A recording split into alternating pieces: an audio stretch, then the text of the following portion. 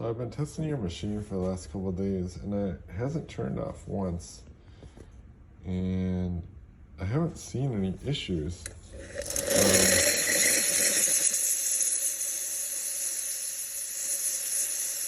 got really strong steam. It's never sputtered on me.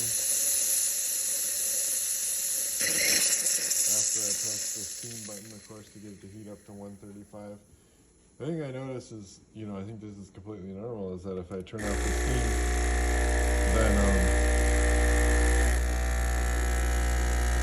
it'll sit there at 94 and it'll pump water in, and then it'll just sit there at 94 for a really long time. And I assume that's because it's too hot.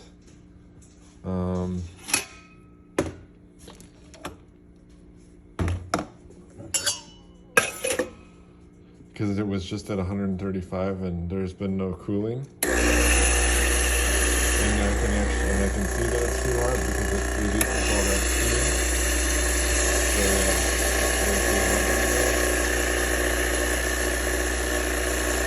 So now I'm cooling the boiler off by running cold water into the boiler.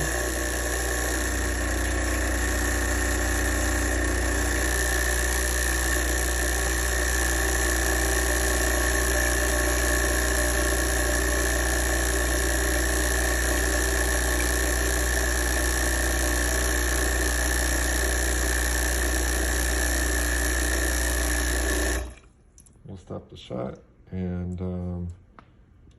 so now it's flashing 94 and it's adjusting the temperature.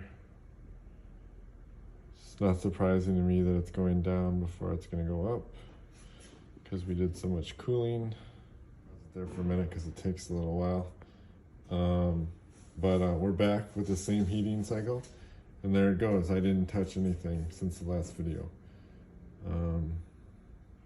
I don't really think this is what you were experiencing because I assume you know your machine really well, but this is all I'm seeing.